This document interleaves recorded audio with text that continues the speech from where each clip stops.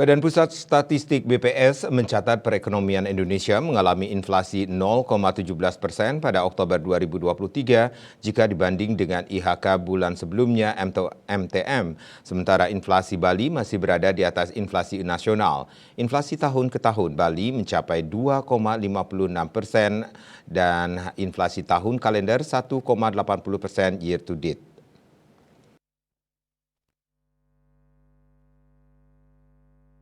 Pada triwulan ketiga 2023, ekonomi Bali tumbuh 5,35% YoY dengan pengeluaran berdasarkan harga berlaku ADHB sebesar Rp63,01 triliun. Pertumbuhan ekonomi Bali triwulan ketiga 2023 lebih tinggi dari pertumbuhan ekonomi nasional. Statistisi ahli media BPS Bali Ana Agung Gede Dirga Kardita mengatakan dengan tingkat inflasi 2,64% YoY pada Oktober 2023 dan pertumbuhan ekonomi 5,35% merupakan saling melengkapi untuk meningkatkan daya beli masyarakat. Namun belum tentu inflasi tinggi dapat meningkatkan laju ekonomi masyarakat sehingga daya beli masyarakat menjadi naik. Tetapi ketika kondisi sekarang dengan pulihnya ekonomi Bali, tenaga kerja di Bali terserap. Jadi dengan bekerja dan pariwisata membaik, sepertinya kesejahteraan di Bali meningkat dibanding tahun sebelumnya. Jadi indikatornya antara bekerja dan tidak, yang penting ada penghasilan. Mulai dibukanya kunjungan wisatawan ke Bali yang mana saat kondisi COVID-19 banyak yang di PHK dan beralih ke pertanian. Kini ketika pariwisata pulih, mereka kembali ke sektor pariwisata yang lebih menjanjikan. Terlihat dari sektor penunjang pariwisata yang penyerapan tenaga kerjanya pada Agustus 2023 cukup tinggi seperti Akmamin yang naik 42,92 ribu orang YoY, transportasi dan pergudangan naik 13,57 ribu orang, dan jasa pendidikan naik 12,10 ribu orang. Kondisi ini membuat angka pengangguran Bali semakin menurun.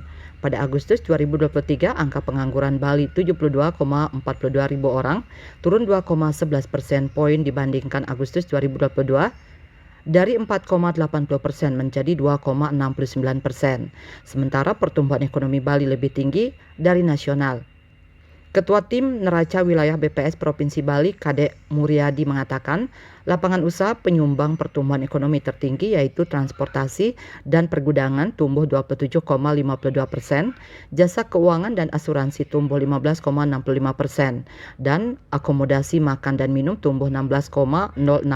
Namun sebaliknya, lapangan usaha administrasi pemerintahan terkontraksi 5,05%, pertanian, kehutanan, dan perikanan terkontraksi 4,85%, dan jasa pendidikan 3,09%.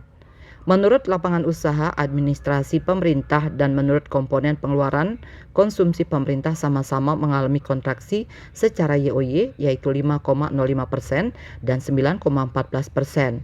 Penyebabnya adalah COVID-19 mereda yang berpengaruh pada belanja pemerintah. Untuk penanganan COVID-19 terutama di bidang kesehatan ada triwulan 3 tidak lagi cair.